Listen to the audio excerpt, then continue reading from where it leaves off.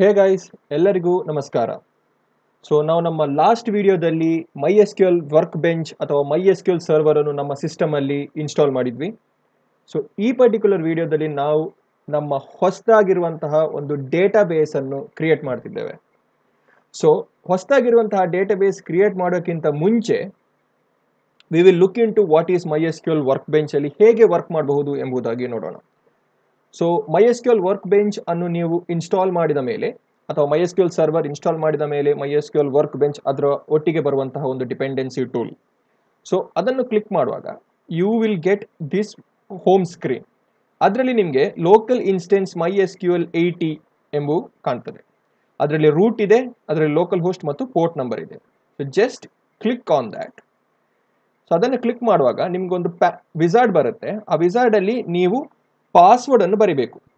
So this password is the password which you guys have set. ನೀವು already set ಮಾಡಿದಂತಹ password configuration ಮಾಡುವಾಗ ನೀವು ಏನು ಪಾಸ್ವರ್ಡ್ ಸೆಟ್ ಮಾಡಿದಿರಿ ಆ ಪಾಸ್ವರ್ಡ್ ಇದು. ಸೊ ಅದನ್ನು ಓಕೆ ಅಂತ ಕೊಡಿ. ಸೊ ಅದು ಕೊಟ್ಟ ನಂತರ ನಿಮಗೆ ಈ ಪರ್ಟಿಕ್ಯುಲರ್ ಪೇಜ್ ನಿಮಗೆ ಸಿಗುತ್ತೆ. Okay, so this page will have all the databases. So ನಿಮಗೆ ಈ ಪರ್ಟಿಕ್ಯುಲರ್ ಸ್ಕ್ರೀನ್ ಅಲ್ಲಿ ನೀವು ನಿಮ್ಮ ಕ್ವೆರೀಸ್ ಅನ್ನು ಹಾಗೂ MySQL ಎಲ್ಲ ಫಂಕ್ಷನಾಲಿಟೀಸ್ ಅನ್ನು ಮಾಡ್ತಾ ಇದ್ದೀರಿ. ಓಕೆ, ಸೊ ರೈಟ್ ಸೈಡ್ ಅಲ್ಲಿ will get a list of databases. ನೀವು ಯಾವುದೆಲ್ಲ ಡೇಟಾಬೇಸಸ್ ಆಲ್ರೆಡಿ ಮಾಡಿದ್ದೀರಿ ಎಂಬ ಲಿಸ್ಟ್ ಬರುತ್ತೆ. ಸೊ ಅದಲ್ಲದೆ ಈ ಉಳಿದದ ಬಗ್ಗೆ ಯಾವುದ್ರ ಬಗ್ಗೆಯೂ ನೀವು ಈಗ ತಲೆ ಕೆಡಿಸ್ಕೊಳ್ಬೇಕಾದ ಅವಶ್ಯಕತೆ ಇಲ್ಲ. ನಾವು ಅದರ ಯೂಸ್ ಕೇಸ್ ಬರುವಾಗ ಅದನ್ನು ನೋಡೋಣ. ಸೊ ಸದ್ಯಕ್ಕೆ ನಿಮ್ಗೆ ಎರಡು ಟ್ಯಾಬ್ಸ್ ಇದೆ. ಒಂದು ಅಡ್ಮಿನಿಸ್ಟ್ರೇಷನ್ ಟ್ಯಾಬ್ಸ್ ಅಂತ ಇರುತ್ತೆ, ಓಪನ್ ಆಗಿ ಬರುವಾಗ you will get management, instance, performance. ನಿಮ್ಮ ಅನಾಲಿಟಿಕಲ್ ಪರ್ಪಸ್ಗೋಸ್ಕರ ಈ ಅಡ್ಮಿನಿಸ್ಟ್ರೇಷನ್ ಸೆಕ್ಷನ್ ಇದೆ. ನಮಗೆ ಬೇಸಿಕ್ ಆಗಿ ಬೇಕಾಗಿರೋದು ಈ ಸ್ಕೀಮಾಸ್ ಎನ್ನುವ ಸೆಕ್ಷನ್. ಸೊ ಈ ಸ್ಕೀಮಾಸ್ ಎನ್ನುವ ಸೆಕ್ಷನ್ ಅಲ್ಲಿ ನಾವು ನಮ್ಮ ಡೇಟಾಬೇಸ್ ಬಗ್ಗೆ ಇರುವ ಇನ್ಫಾರ್ಮೇಶನ್ ಅನ್ನು ತೋರಿಸ್ತೇವೆ. ಓಕೆ, ಸೊ ನಿಮ್ಗೆ ಪೇಜ್ ಇಲ್ಲಿ ಲೋಡ್ ಮಾಡುವಾಗ ನಿಮ್ಗೆ ಇಲ್ಲಿ SYS ಎಂಬ ಡೇಟಾಬೇಸ್ ಮಾತ್ರ ಇರಬೇಕು. ಈ ವರ್ಲ್ಡ್ ಮತ್ತೆ ಎಂಪ್ಲಾಯ್ DB ಎಂಬ ಡೇಟಾಬೇಸ್ ನನ್ನ ಸಿಸ್ಟಮ್ ಅಲ್ಲಿ ಮಾತ್ರ ಇರುವಂತದ್ದು. ಯಾಕೆ ಅಂತ ಹೇಳಿದ್ರೆ ನಾನು ಇದನ್ನು ಯೂಸ್ ಮಾಡಿದ್ದು. I have already created it as a reference. So this is a place where ಈ ಒಂದು ಬಾಕ್ಸ್ ಕಾಣಿಸ್ತಿದೆಯಲ್ಲ ನಿಮಗೆ. So this is a place where you can write your query. ನಾವು ಆಲ್ರೆಡಿ ಡಿಸ್ಕಸ್ ಮಾಡಿದಾಗೆ ನಾವು ಡೇಟಾಬೇಸ್ ಅಲ್ಲಿ ಸ್ಟ್ರಕ್ಚರ್ಡ್ ಕ್ವೆರಿ ಲ್ಯಾಂಗ್ವೇಜ್ ಎಂಬ language use ಮಾಡ್ತಾ ಇರೋದು. ಸೊ ಅದರಲ್ಲಿ ವೇರಿಯಸ್ ಕಮಾಂಡ್ಸ್ ಇದೆ. ಸೊ ಈ ಕೆಳಗಿರುವ ಔಟ್ಪುಟ್ ಸೆಕ್ಷನ್ ಇದೆ ಅಲ್ಲ, this is a section wear we can see the output. So ಇಲ್ಲಿ ನಾವು ನಮ್ಮ ಕೋಡ್ ಅನ್ನು ಬರೆಯುವಂಥದ್ದು ಅಥವಾ ಕ್ವೆರಿಯನ್ನು ಬರೆಯುವಂಥದ್ದು. ಇಲ್ಲಿ ನಾವು ಅದರ ಔಟ್ಪುಟ್ ಅನ್ನು ನೋಡುವಂಥದ್ದು. So here we will have a list of databases, schemas. Administration ಸೆಕ್ಷನ್ಗೆ ಹೋದ್ರೆ you will get all the administrative section. Will come back to that. Schemas ಅಲ್ಲಿ ನೀವು ನಿಮ್ಮ ಡೇಟಾಬೇಸ್ ಅನ್ನು ಸ್ಟೋರ್ ಮಾಡಿ ಇಡ್ತೀರಿ. ಓಕೆ, ಸೊ ಈಗಿರುವ ಫಸ್ಟ್ ಕ್ವಶನ್ ಏನಂತ ಹೇಳಿದ್ರೆ ನಾವೀಗ ನಮ್ಮದೇ ಆಗಿರುವಂತಹ ಒಂದು ಡೇಟಾಬೇಸ್ ಅನ್ನು ಕ್ರಿಯೇಟ್ ಮಾಡಬೇಕು. ಸೊ ನಮ್ಮದೇ ಆಗಿರುವಂತಹ ಡೇಟಾಬೇಸ್ ಅನ್ನು ಕ್ರಿಯೇಟ್ ಮಾಡಬೇಕು ಅಂತಿದ್ರೆ ನಾವು ಯಾಕೆ ಒಂದು ಡೇಟಾಬೇಸ್ ಕ್ರಿಯೇಟ್ ಮಾಡಬೇಕು? Assume that we are going to start a company. ನಾವು ಒಂದು ಕಂಪನಿಯನ್ನು ಸ್ಟಾರ್ಟ್ ಮಾಡ್ತಾ ಇದ್ದೇವೆ. Okay, we are going to start a company. So ಆ ಕಂಪನಿಯನ್ನು ಸ್ಟಾರ್ಟ್ ಮಾಡುವಾಗ we are going to start a cloth store. ಒಂದು ಕ್ಲೋತ್ ಸ್ಟೋರ್ ಅನ್ನು ನಾವು ಸ್ಟಾರ್ಟ್ ಮಾಡ್ತಿದ್ದೇವೆ ಅಂತ ಹೇಳಿದ್ರೆ ಟೆಕ್ಸ್ಟೈಲ್ ಸ್ಟೋರ್ಸ್ ಅಂತ ಹೇಳ್ಬೋದು, something related to clothes. Cloth store ಅನ್ನು ಸ್ಟಾರ್ಟ್ ಮಾಡಿದ ನಂತರ ನಾವು ನಮ್ಮ ಎಲ್ಲ ಕ್ಲೋತ್ಗಳ ಬಗ್ಗೆ ಇರುವ ಇನ್ಫಾರ್ಮೇಶನ್ ಅನ್ನು ಎಲ್ಲಿಯಾದ್ರೂ ಸ್ಟೋರ್ ಮಾಡಿ ಇಡಬೇಕು. ಫಾರ್ ಎಕ್ಸಾಂಪಲ್, ಹೊರಗಿಂದ ಬರುವಂತಹ ಸ್ಟೋರ್ ಅನ್ನು ನಾವು ನಮ್ಮ ಶಾಪ್ ಅಲ್ಲಿ ಸ್ಟೋರ್ ಮಾಡ್ತೇವೆ, ಶಾಪ್ ಇಂದ ಸೆಲ್ ಮಾಡ್ತೇವೆ. ಸೊ ಈ ಬರುವಂತಹ ಕ್ಲೋತ್ ಅನ್ನು ನಾವು ಅದರ ಡೀಟೇಲ್ಸ್ ಅನ್ನು ಎಲ್ಲಿಯಾದ್ರೂ ಸ್ಟೋರ್ ಮಾಡಬೇಕು. So for that thing we are going to start a database. ನಾವು ಒಂದು ಡೇಟಾಬೇಸ್ ಅನ್ನು ಸ್ಟಾರ್ಟ್ ಮಾಡ್ತೇವೆ. ಸೊ ಆ ಡೇಟಾಬೇಸ್ ಅಲ್ಲಿ ನಾವು ನಮ್ಮ ಶಾಪಿಗೆ ಬರುವಂತಹ ಎಲ್ಲ ಕ್ಲೋತ್ಸ್ ಇದು ಡೀಟೇಲ್ಸ್ ಅನ್ನು ನಾವು ಆ ಡೇಟಾಬೇಸ್ ಅಲ್ಲಿ ಸ್ಟೋರ್ ಮಾಡ್ತೇವೆ. ಸೊ ಡೇಟಾಬೇಸ್ ಅಲ್ಲಿ ಸ್ಟೋರ್ ಮಾಡುವಾಗ ಮೊದಲಾಗಿ ನಾನು ಆಗ ನಮ್ಮ ಇಂಟ್ರೊಡಕ್ಟರಿ ವಿಡಿಯೋದಲ್ಲಿ ಹೇಳಿದ ಹಾಗೆ, ಸೊ ಡೇಟಾಬೇಸ್ ಅಂದ್ರೆ it's just a place where you can store data. ಹೇಗೆ ಡೇಟಾವನ್ನು ಸ್ಟೋರ್ ಮಾಡಬಹುದು ಅಂತ ನಾವು ಇನ್ನೂ ಕಲ್ತಿಲ್ಲ, ನಾವು ಅದು ಕಲಿಯೋಣ. ಸೊ ಅದಕ್ಕಿಂತಲೂ ಮುಂಚೆ we are just try to create a database. ಒಂದು ಚಿಕ್ಕ ಡೇಟಾಬೇಸ್ ಅನ್ನು ಕ್ರಿಯೇಟ್ ಮಾಡಿ ಇಡೋಣ. ಯಾಕೆ? ನಾವು ನಮ್ಮ ಕ್ಲೋತ್ ಇದ್ದು ಡೀಟೇಲ್ಸ್ ಅನ್ನು ಅದರಲ್ಲಿ ಸ್ಟೋರ್ ಮಾಡಲಿಕ್ಕೆ. ಹೇಗೆ ಸ್ಟೋರ್ ಮಾಡೋದು, ಯಾವ ರೀತಿಯಲ್ಲಿ ಸ್ಟೋರ್ ಮಾಡಬಹುದು ಎಲ್ಲವನ್ನು ನಾವು ನೋಡೋಣ. ಸೊ ಮೊದಲಾಗಿ ನಾವು ಡೇಟಾಬೇಸ್ ಒಂದು ಕ್ರಿಯೇಟ್ ಮಾಡಿ ಇಡುವ. For this particular video will just create a database and make it ready. ಅದಕ್ಕಿಂತಲೂ ಮುಂಚೆ we have something we want to see. ಯಾವುದೆಲ್ಲ ಡೇಟಾಬೇಸ್ ನಮ್ಮ ಆಲ್ರೆಡಿ ಈ ಸರ್ವರ್ ಅಲ್ಲಿ ಇದೆ, ಡೇಟಾಬೇಸ್ ಸರ್ವರ್ MySQL ಸರ್ವರ್ ಅಲ್ಲಿ ಯಾವುದೆಲ್ಲ ಡೇಟಾಬೇಸ್ ಇದೆ ಅಂತ ನೋಡ್ಲಿಕ್ಕೆ we have a command called as, guys ಇದು ನಿಮ್ಮ first command, show show data databases, show databases semicolon. So show databases semicolon. ಇದನ್ನು ಬರೆದು ಇಲ್ಲಿ ಒಂದು ಯೆಲ್ಲೋ ಕಲರ್ ಅಥವಾ ಗೋಲ್ಡನ್ ಕಲರ್ ಥಂಡರ್ ಸಿಂಬಲ್ ಕಾಣುತ್ತೆ ನಿಮಗೆ. ಓಕೆ, ಈ ಥಂಡರ್ ಸಿಂಬಲ್ ಅನ್ನು ಕ್ಲಿಕ್ ಮಾಡಿದ್ರೆ you will get the list of databases. ಇದರಲ್ಲಿ ಇನ್ಫಾರ್ಮೇಶನ್ ಸ್ಕೀಮಾ ಮತ್ತು ಪರ್ಫಾರ್ಮೆನ್ಸ್ ಸ್ಕೀಮಾ ಅನ್ನು ಮರ್ತು ಬಿಡಿ. ಇನ್ಫಾರ್ಮೇಶನ್ ಹಾಗೂ ಪರ್ಫಾರ್ಮೆನ್ಸ್ ಸ್ಕೀಮಾ ಏನು ಅಂತ ಹೇಳಿದ್ರೆ ದಟ್ ವಿಲ್ ಬೈ ಡಿಫಾಲ್ಟ್ ಆಗಿ ಬರುವಂಥದ್ದು. SYS ಬೈ ಡಿಫಾಲ್ಟ್ ಆಗಿ, MySQL ಬೈ ಡಿಫಾಲ್ಟ್ ಆಗಿ ಬರುವಂಥದ್ದು. ಈ ವರ್ಲ್ಡ್ ಮತ್ತು ಎಂಪ್ಲಾಯ್ DB ನಿಮ್ಮ ಹತ್ರ ಇರಲಿಕ್ಕೆ ಇಲ್ಲ. ಯಾಕೆ ಅಂತ ಹೇಳಿದ್ರೆ ಇದು ನಾನು ಕ್ರಿಯೇಟ್ ಮಾಡಿದಂತಹ ಡೇಟಾಬೇಸ್. ಓಕೆ, ಸೊ ಈ ಪರ್ಟಿಕ್ಯುಲರ್ ಡೇಟಾಬೇಸ್ ಅನ್ನು ಶೋ ಡೇಟಾಬೇಸ್ ಅಂತ ಕೊಡುವಾಗ ನಿಮಗೆ ಬರುತ್ತೆ. ಕೆಳಗೆ ನೋಡಿದ್ರೆ you have a green tick mark here. So green tick mark ಹೇಳಿದ್ರೆ ಎಸ್, ನೀವೇನು ಕ್ವೆರಿ ಇಲ್ಲಿ ಎಕ್ಸಿಕ್ಯೂಟ್ ಮಾಡಿದ್ದೀರಿ ಅದು ವರ್ಕ್ ಆಗಿದೆ ಎಂಬುದಾಗಿ ಬರುತ್ತೆ. ಸೊ ಶೋ ಡೇಟಾಬೇಸಸ್ ನಿಮ್ಮ ಟೈಮ್ ಬರುತ್ತೆ ಹಾಗೂ 6 ರೋಸ್ ರಿಟರ್ನ್ ಒಂದು ಮೆಸೇಜ್ ಬರುತ್ತೆ.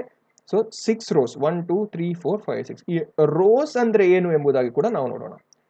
ಅದೇ ತರ ಈ ಶೋ ಡೇಟಾಬೇಸ್ ಅನ್ನು ಸ್ಮಾಲ್ ಲೆಟರ್ ಅಲ್ಲಿ ಬರಿಬಹುದಾ ಎಂಬುದಾಗಿ ನೋಡೋಣ. ಸೊ ಶೋ ಡೇಟಾಬೇಸಸ್, ಸೊ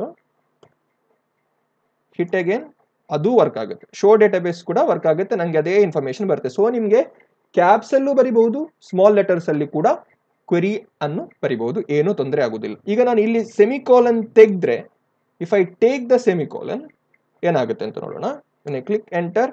ನೋಡಿ, ಸೆಮಿಕೋಲನ್ ಬರೆಯದ ತನಕ ಈ ಪರ್ಟಿಕ್ಯುಲರ್ ಕ್ವೆರಿ ಅಥವಾ ಈ ಪರ್ಟಿಕ್ಯುಲರ್ ಕಮಾಂಡ್ ಎಕ್ಸಿಕ್ಯೂಟ್ ಆಗುವುದಿಲ್ಲ. So unless and until you write a semicolon ಮಾತ್ರ ಇದು ಎಕ್ಸಿಕ್ಯೂಟ್ ಆಗುವಂಥದ್ದು.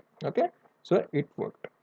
ಸೊ ನಾವೀಗ ಡೇಟಾಬೇಸಸ್ ಬದಲು ಡೇಟಾಬೇಸ್ ಬರೆದ್ರೆ, ಡೇಟಾಬೇಸಸ್ ಬದಲು ಡೇಟಾಬೇಸ್ ಬರೆದ್ರು ಎಂಟರ್ ಕೊಟ್ರೆ ನೋಡಿ ಇಲ್ಲಿ ಆಲ್ರೆಡಿ ನಿಮಗೆ ಎಕ್ಸ್ ಮಾರ್ಕ್ ತೋರಿಸ್ತಾ ಇದೆ. That means something is wrong. ಇಲ್ಲಿ ಏನೋ ರಾಂಗ್ ಇದೆ ಅಂತ ತೋರಿಸ್ತಾ ಇದೆ. ಆದ್ರೂ ನಾವು ಕ್ಲಿಕ್ ಮಾಡಿ ನೋಡೋಣ, ಎಂಟರ್. ನೋಡಿ, you will get an X mark telling that there is an error. You have an SQL error in your SQL syntax. Syntactical error ಬರ್ತಾ ಇದೆ ಅಂತ ಹೇಳಿ ಅದು ನಿಮಗೆ ಮೆಸೇಜ್ ತೋರಿಸ್ತಾ ಇದೆ. So it should be databases. Databases, click and yes, you will get that particular databases. ನಿಮ್ಮ database server ಅಲ್ಲಿ ಎಷ್ಟು ಡೇಟಾಬೇಸ್ ಇದೆ ಅದೆಲ್ಲ ಬರ್ತಿದೆ. ಫೈನ್. ಸೊ ನಮ್ಗೆ ಎಷ್ಟು ಡೇಟಾಬೇಸ್ ಇದೆ ಅಂತ ಗೊತ್ತಾಯ್ತು ನಮ್ಮ ಸರ್ವರ್ ಅಲ್ಲಿ. ಈಗ ನಾವು ನಮ್ಮದೇ ಆಗಿರುವಂತಹ ಸ್ಟಾರ್ಟ್ಅಪ್ ಇದು ಡೇಟಾಬೇಸ್ ಕ್ರಿಯೇಟ್ ಮಾಡಬೇಕು. So for that I always use caps letter. So create ನಾವು ಹೊಸ ಡೇಟಾಬೇಸ್ ಅನ್ನು ಕ್ರಿಯೇಟ್ ಮಾಡ್ತಿದ್ದೇವೆ. Create database cloth underscore store. So create database cloth underscore store ಎಂಬುದು, ಈ ಕ್ಲೋತ್ ಅಂಡರ್ಸ್ಕೋರ್ ಸ್ಟೋರ್ ಎಂಬುದು ನನ್ನ ಹೊಸತು ಡೇಟಾಬೇಸ್. ಈಗ ನಾನು ಇದನ್ನು ಕ್ಲಿಕ್ ಮಾಡಿದ್ರೆ what you will get an error telling you have an error in your SQL syntax, the manual that corresponds. So it's telling that ನಮಗೆ ಒಂದು ಎರರ್ ಇದೆ ಎಂಬುದಾಗಿ ಅದು ಹೇಳ್ತಾ ಇದೆ. ಇದನ್ನು ನಾವು ಒಮ್ಮೆ ಕ್ಲಿಯರ್ ಮಾಡಿ ಏನು ಎರರ್ ಅಂತ ನೋಡೋಣ. ಓಕೆ, ಸೊ ಇಲ್ಲಿ ಏನು ಎರರ್ ಇದೆ ಅಂತ ಹೇಳಿದ್ರೆ, you have create a database ಅನ್ನು ಕ್ರಿಯೇಟ್ ಮಾಡ್ತಿದ್ದೀರಿ, ಕ್ಲೋತ್ ಸ್ಟೋರ್. ಓಕೆ, ಸೊ ಇಲ್ಲಿ ನಾವು ಕ್ರಿಯೇಟ್ ಡೇಟಾಬೇಸ್ ಬದಲು ಕ್ರಿಯೇಟ್ ಡೇಟಾಬೇಸಸ್ ಅಂತ ಕೊಟ್ಟು ನೋಡೋಣ ಏನು ಬರುತ್ತೆ ಅಂತ. Just try it out. Still you get an error. Syntax ಅಲ್ಲಿ ಎರರ್ ಇದೆ ಅಂತ ತೋರಿಸ್ತದೆ. ಇದನ್ನು ನಾವು ತೆಗೆದ್ರೆ it should work and it work. So ಇಲ್ಲಿ ನಾವು ಇದನ್ನು ತೆಗೆಯುವಾಗ ಇದು ವರ್ಕ್ ಆಯಿತು. ಏನು ವರ್ಕ್ ಆಯಿತು ಅಂತ ಹೇಳಿದ್ರೆ, we are creating a database cloth store. So ಹೊಸದಾಗಿರುವಂಥ ಡೇಟಾಬೇಸ್ ನಾವು ಕ್ರಿಯೇಟ್ ಮಾಡಿದ್ವಿ. ಈಗ ಕಮಾಂಡ್ ಅನ್ನು ತೆಗೆದು ಶೋ ಡೇಟಾಬೇಸ್ ಮಾಡಿದ್ರೆ, ನಾವು ಆಲ್ರೆಡಿ ನೋಡಿದ್ದೇವೆ, ಶೋ ಡೇಟಾಬೇಸಸ್ ಅಂತ ಮಾಡಿ ಇಲ್ಲಿ ಕ್ಲಿಕ್ ಕೊಟ್ರೆ ನೋಡಿ, ನಾವು ಕ್ರಿಯೇಟ್ ಮಾಡಿದಂತಹ ಕ್ಲೋತ್ ಸ್ಟೋರ್ ಡೇಟಾಬೇಸ್ ಇಲ್ಲಿ ಬಂದು ಬೀಳುತ್ತೆ. ನಾವು ಈಗ ಕ್ರಿಯೇಟ್ ಮಾಡಿದಂತಹ ಕ್ಲೋತ್ ಸ್ಟೋರ್ ಡೇಟಾಬೇಸ್ ಈಗ ಕ್ರಿಯೇಟ್ ಆಯಿತು. ನೈಸ್. ಸೊ ಗೈಸ್, ನಾವು ನಮ್ಮ ಫಸ್ಟ್ ಡೇಟಾಬೇಸ್ ಅನ್ನು ಕ್ರಿಯೇಟ್ ಮಾಡಿ ಆಯಿತು.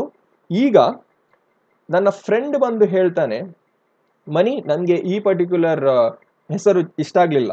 ಓಕೆ, ಕ್ಲೋತ್ ಸ್ಟೋರ್ ಎಂಬ ಹೆಸರು ಇಷ್ಟ ಆಗಲಿಲ್ಲ, ನಾವು ಅದನ್ನು ಡ್ರೆಸ್ ಸ್ಟೋರ್ ಎಂಬ ಹೆಸರು ಮಾಡುವ ಅಂತ ಹೇಳ್ತಾರೆ. ಸರಿ, I have to listen to my partner or my friend. ಅದಕ್ಕೆ ನಾನೇನು ಮಾಡಿದೆ ಅಂತ ಹೇಳಿದ್ರೆ, ಈ ಕ್ಲೋತ್ ಸ್ಟೋರ್ ಎಂಬ ಹೆಸರನ್ನು ರೀಪ್ಲೇಸ್ ಮಾಡಿ ಅದಕ್ಕೆ ಡ್ರೆಸ್ ಸ್ಟೋರ್ ಎಂಬ ಹೆಸರನ್ನು ಕೊಡ್ತೇನೆ. ಸೊ ಡ್ರೆಸ್ ಸ್ಟೋರ್ ಎಂಬ ಹೆಸರನ್ನು ಕೊಡುವಾಗ ನಾನು ಈ ಡೇಟಾಬೇಸ್ ಇದು ನೇಮನ್ನು ಹಾಗೆ ನನಗೆ ಆಲ್ಟರ್ ಮಾಡಲಿಕ್ಕೆ ಆಗೋದಿಲ್ಲ, ಚೇಂಜ್ ಮಾಡಲಿಕ್ಕೆ ಆಗೋದಿಲ್ಲ. ಸೊ ನಾನು ಈ ಪರ್ಟಿಕ್ಯುಲರ್ ಡೇಟಾಬೇಸ್ ಅನ್ನು ಡ್ರಾಪ್ ಮಾಡ್ತೇನೆ. ಡ್ರಾಪ್ ಮಾಡಿ ಹೊಸ ಡೇಟಾಬೇಸ್ ಅನ್ನು ಕ್ರಿಯೇಟ್ ಮಾಡ್ತೇನೆ. ಸೊ ಒಂದು ಡೇಟಾಬೇಸ್ ಅನ್ನು ಡ್ರಾಪ್ ಅಥವಾ ಡಿಲೀಟ್ ಮಾಡಲಿಕ್ಕೆ V have something called as drop. database, drop database and database name, cloth store, semicolon, and execute. Okay, so database ಏನಾಯ್ತು, ಡ್ರಾಪ್ ಡೇಟಾಬೇಸ್ ಕ್ಲೋತ್ ಸ್ಟೋರ್ ಎಂಬ ಡೇಟಾಬೇಸ್ ಡ್ರಾಪ್ ಆಯಿತು. Okay, ಈಗ ನಾವು show D B ಅಂತ ಕೊಟ್ಟರೆ, show databases ಕೊಟ್ಟರೆ semicolon and click on this, ನೋಡಿ ನನಗೆ ನಾನು ಆಗ ಕ್ರಿಯೇಟ್ ಮಾಡಿದ ಡೇಟಾಬೇಸ್ ಹೋಯಿತು.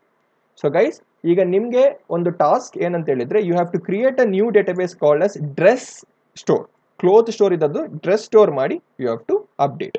So create database